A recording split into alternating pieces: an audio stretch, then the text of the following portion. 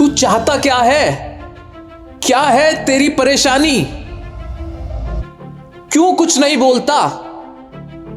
बस अपने में ही खोया रहता है। तुझे लगता है कि कोई तुझे नहीं समझ सकता, कोई नहीं जान सकता कि तेरे मन में क्या चल रहा है। कितनी लड़ाइयां तेरे अंदर ही अंदर चल रही हैं। तुझे डर लगता है कि तेरे सपने पूरे नहीं होंगे तो क्या होगा? जब लोग तुझे फेलियर कह देंगे तो क्या होगा? कैसे लोगों से नजरें मिला पाएगा फिर? पर याद रख, जिसने हार ना मानने की कसम खा रखी हो ना, उसे कभी कोई नहीं हरा सकता। बस तुझे हार नहीं माननी है, तुझे लड़ते रहना है। इस अंदर की लड़ाई को छोड़ना नहीं है, लड़ते रहना है, आगे बढ़ते रहना है। मैं तेरे साथ हूं। दोस्तों, मैं बहुत अच्छे से जानता हूं कि इस वक्त आपके मन में क्या चल रहा है। आपका मन भी कुछ इसी तरह से परेशान है। अंदर एक लड़ाई चल रही है। मुंह पे तो हंस के दिखा रहे हो, सबके साथ घुल मिल रहे हो, खा पी रहे हो, खुश दिख रहे हो, लेकिन अंदर ही अंदर एक प्रेशर है जो सताए चला जा रहा है। मन में खुद से एक लड़ाई चल रही है। कभी खुद पे गुस्सा भी आ रहा है, कभी चिड़चिड़ाहट भी हो रही है कि यार पहले पढ़ लेता, थोड़ा पहले स्टार्ट कर लेता, अब मैं क्या करूं, कैसे चीजों को समेटूं, जो मेरे एग्जाम आ रहे हैं उनको कैसे मुझे हैंडल करना है, उसका प्रेशर अंदर ही अंदर खाए चला जा रहा है। दोस्तों, आज इसीलिए मैं यहां पर आया हूं कि मैं अगले 10 मिनट के अंदर तुम्हें बहुत लाइट फील करा सकता हूं। जल्दी से मुझे एक बात बताओ, क्या तुम्हारे साथ भी अभी यही हो रहा है कि तुम सुबह स्कूल जाते हो, स्कूल के बाद ट्यूशन जाते हो, ट्यूशन के बाद जो तुमने ऑनलाइन क्लासेस ले रखी हैं, पेड कोर्स खरीद रखे हैं, वो देखने बैठ जाते हो और तुम्हारे ऊपर प्रेशर है बैकलॉग का। बहुत सारे चैप्टर तुम्हारे छूटे हुए हैं। कुछ सब्जेक्ट जो तुम्हें शुरू से हार्ड लग रहे थे वो अब भी हार्ड लग रहे हैं। पढ़ाई करने के बाद भी, क्लासेस लेने के बाद भी, ट्यूशन जाने के बाद भी वो सब्जेक्ट इजी नहीं लग पा रहे हैं। ऐसा क्यों हो रहा है? पढ़ाई तो कर रहे हैं, क्लासेस तो ले रहे हैं, लेकिन जब खुद क्वेश्चन सॉल्व करने बैठते हैं वहां क्वेश्चन सॉल्व नहीं हो रहा। जब टेस्ट दे रहे हैं तो टेस्ट में अच्छे मार्क्स नहीं आ रहे। ऐसा क्यों हो रहा है जानते हो? इसलिए हो रहा है क्योंकि तुम्हें इतना टाइम ही नहीं है कि तुम अपने आप से पूछ सको कि तुम्हें कितना समझ में आया, कितना नहीं। अभी तुम्हें करना क्या है? सबसे पहला काम, कमेंट में लिखो कौन से ऐसे वो सब्जेक्ट हैं जो तुम्हें बहुत हार्ड लग रहे हैं और कौन से वो सब्जेक्ट हैं जो तुम्हें बहुत इजी लग रहे हैं। अभी लिखो, अपने आप को बताओ तो सही कि तुम्हें क्या महसूस हो रहा है। अपने आप को जानो भाई, अपना एनालिसिस करो। कोई तुम्हें एनालिसिस नहीं करवा रहा, हर कोई तुम्हें पढ़ाने पे लगा हुआ है। पढ़ ले पढ़ ले पढ़ ले पढ़ ले, आज ऐसे पढ़ ले, आज वैसे पढ़ ले, ऑनलाइन पढ़ ले, ऑफलाइन पढ़ ले, क्रैश कोर्स में पढ़ लो, ऐसे पढ़ लो। लेकिन सच्चाई तो यह है, तुम अपना एनालिसिस तो कर लो। कौन सा सब्जेक्ट है जो सबसे हार्ड लग रहा है? जल्दी जब भी लिखो, अपने आप अभी तुम्हें सोल्यूशन मिलेगा हाथों हाथ। उसके बाद लिखो जो सबसे इजी लग रहे हैं, जो थोड़े आसान लग रहे हैं, जिसमें तुम कंफर्टेबल फील कर रहे हो, वो सब्जेक्ट अभी कमेंट में लिखो। अब देखो जादू होगा, तुम्हें अपने आप चीजें समझ में आएंगी। अब उन सब्जेक्ट का नाम लिखो जिसका सिलेबस तुम्हारा सबसे ज्यादा छूटा हुआ है, जिसकी रिवीजन तुमने बिल्कुल नहीं की, जो तुम्हें बिल्कुल नहीं आ रहे हैं। तो वो बैकलॉग कितना है, कौन से वो सब्जेक्ट है, जल्दी बताओ।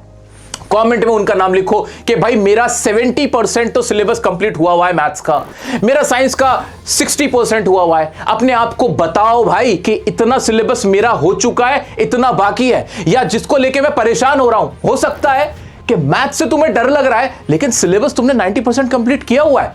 फिर उससे क्यों घबरा रहे हो, उससे क्यों डर रहे हो? उसके लिए एक अलग स्ट्रैटेजी बनेगी। सबसे पहला स्टेप ये करो जो मैंने तुम्हें बताया। आगे बताता हूं क्या करना है। अब जो काम मैं तुम्हें बताने जा रहा हूं वो सिर्फ 1% लोग ही कर पाएंगे, क्योंकि लोगों की हिम्मत ही नहीं होती। स्टूडेंट को इस तरह से ट्रैप किया गया है कि उसे ऐसा लगता है कि जिस काम को मैं तुमसे करने को कहूंगा ना, उसे लगेगा कि ये तो बहुत बड़ा काम है, ये काम तो मैं कर ही नहीं सकता, इसमें तो बड़ा नुकसान हो जाएगा मेरा।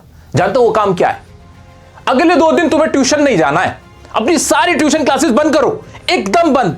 ये 2 दिन सिर्फ तुम्हारे होंगे, अपने खुद के सेल्फ स्टडी के, सेल्फ एनालिसिस के, कि मैं कहां खड़ा हूं, क्या कर रहा हूं, कितना समय है मेरे पास उस चीज के लिए।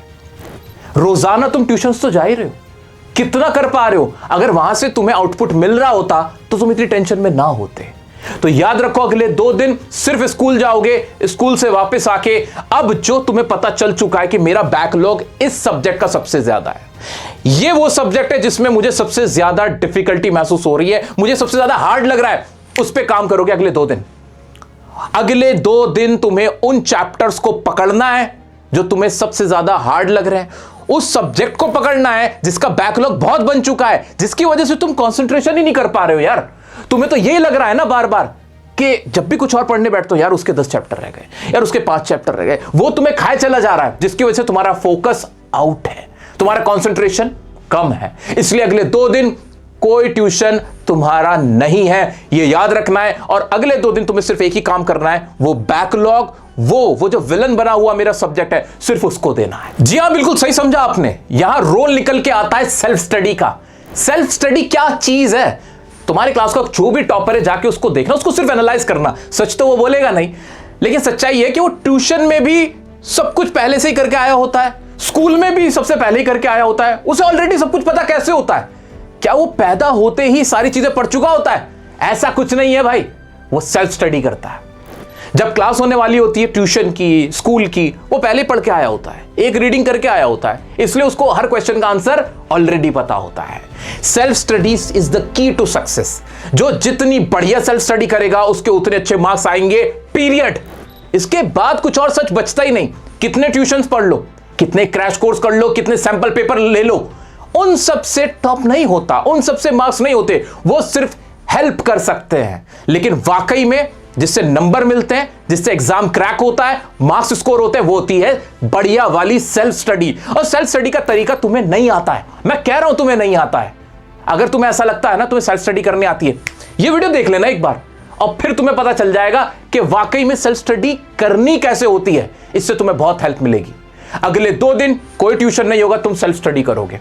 किसकी करोगे? उन सब्जेक्ट की करोगे जिनका बैकलॉग तुम्हें परेशान कर रहा है। अब करनी कैसे है, उसकी स्टडी भी कैसे करनी है, वो तरीका सुनो। दोस्तों, स्कूल से आने के बाद तुम खाना खा के आराम से सो जाओ, अपने माइंड को रिलैक्स कराओ। 1 घंटा सोने के बाद 3 बजे आराम से उठो। अब तुम्हारा कोई ट्यूशन नहीं है। 3 बजे से लेकर 12 बजे तक 9 घंटे का स्लॉट है तुम्हारे पास, और तुम्हारा कोई ट्यूशन नहीं है, कोई टेंशन नहीं है, क्योंकि यह फैसला तुमने लिया है, अपने लिए लिया है, अपने आप को बेटर करने के लिए, अच्छे मार्क्स स्कोर करने के लिए। ठीक है, बिल्कुल क्लियर रहो, तुमने कोई पाप नहीं किया, कोई गिल्ट नहीं है। पेरेंट्स से मेरी बात करवा देना, उनको वीडियो दिखा देना कि हाँ भैया ने बोला था, बड़े भाई ने बोला था, मेरे भाई ने बोला करने का तो करने का, कि 2 दिन का ट्यूशन का बिल्कुल मेरा ऑफ है, मुझे कोई ट्यूशन नहीं जाना है। अब ये 9 घंटे तुमसे कोई नहीं छीन रहा है, तुम्हारे अपने खुद के 9 घंटे हैं ये।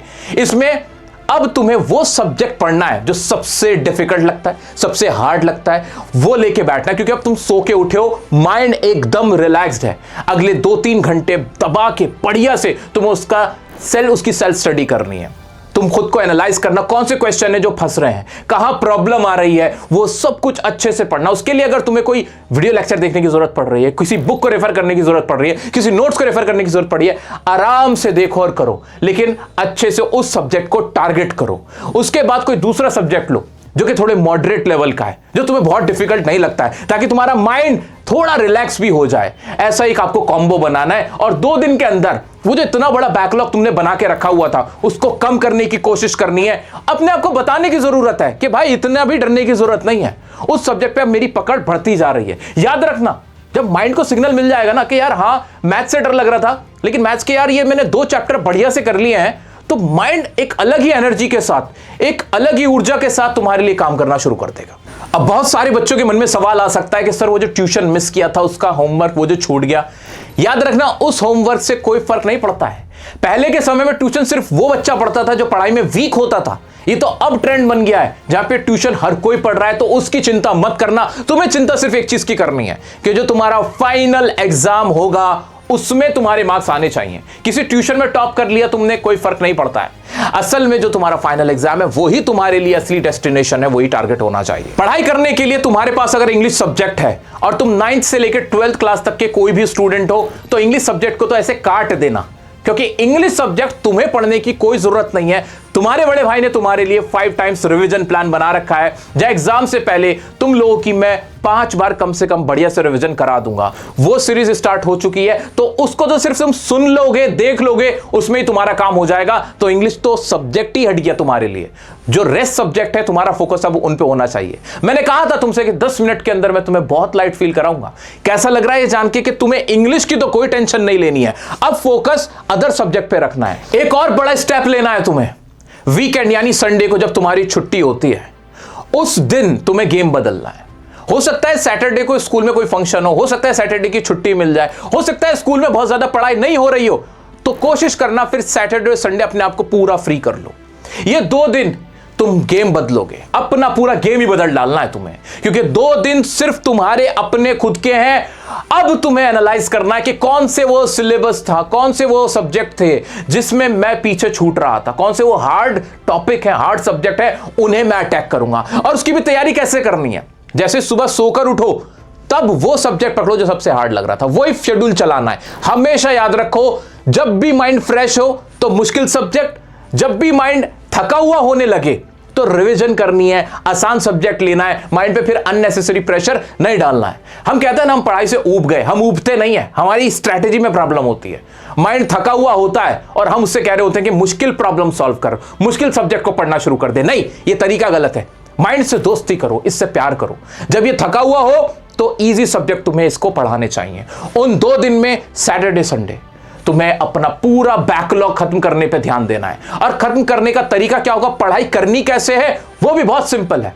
स्टार्ट करो रीडिंग से, नॉर्मल रीडिंग करनी है, हाईलाइट करने मेन पॉइंट को। पहले मेन पढ़ लिया, पहले मोटा मोटा पढ़ लिया, उसके बाद छोटा छोटा पढ़ना है। एग्जाम में क्या क्वेश्चन पूछे जाते हैं उन पे नजर डालनी है, और फिर बिना देखे लिखने की कोशिश करनी है, जिसे कहते हैं पैसिव रीडिंग। पैसिव रीडिंग एक ऐसी टेक्निक होती है जिसमें आप किताब को बंद कर देते हो और अपने माइंड में सोचते हो कि मैंने क्या क्या पढ़ा था, क्या क्या मुझे याद रह गया, और उसे लिख लिख कर देखना कैसे, कौन सा ऐसा टॉपिक है, कौन सा ऐसा सब्जेक्ट है जो तुमसे फिर कवर नहीं होता। दोस्तों, मैं तुम्हें बहुत क्लियरली बता देना चाहता हूं, जो भी तुम्हारा सिलेबस है वो बहुत आसान है, वो तुम्हारे कंट्रोल में है। जरूरत है तो सही स्ट्रैटेजी की सही समय पर, और ये जो तुम अब स्ट्रैटेजी लगाने जा रहे हो, इससे देखना तुम्हें बहुत अच्छा फील होने वाला है, तुम्हारे रिजल्ट में बहुत इंप्रूवमेंट आने वाला है, तुम्हारा सेल्फ कॉन्फिडेंस अपने आप बढ़ जाएगा। इस दौरान अगर कभी भी तुम्हें लगे कि मेरे पैर डगमगा रहे हैं, मुझे डर लग रहा है, तो याद रखना तुम्हारा बड़ा भाई तुम्हारे साथ खड़ा हुआ है। तुम मुझे कनेक्ट कर सकते हो, अपनी प्रॉब्लम बता सकते हो, मैं हमेशा और हमेशा तुम्हारे साथ खड़ा हूं। साथ ही मैं चाहता हूं कि हर सब्जेक्ट को कैसे रिवाइज किया जाता है, कैसे पढ़ा जाता है, उसकी भी एक सेपरेट वीडियो तुम लोगों के लिए लेके आया हूं। तो दोस्तों, अगर तुम चाहते हो कि मैं एक ऐसी भी वीडियो बनाऊं तो मुझे एक बार कमेंट में लिख देना, गाइड मी ब्रदर। और याद रखना, मैं तुम्हारे साथ हमेशा था, हूं और रहूंगा। एक ही चीज मुझे तुमसे चाहिए, वो बिना डर के तुम पढ़ाई करते रहो और खूब अच्छे मार्क्स स्कोर करके आओ। इसी उम्मीद पे छोड़े जाता हूं कि अब तुम्हें काफी रिलैक्स फील हो रहा होगा। मिलते हैं नेक्स्ट वीडियो में नेक्स्ट टॉपिक के साथ, तब तक के लिए बने रहें अपने बड़े भाई के साथ। Love you.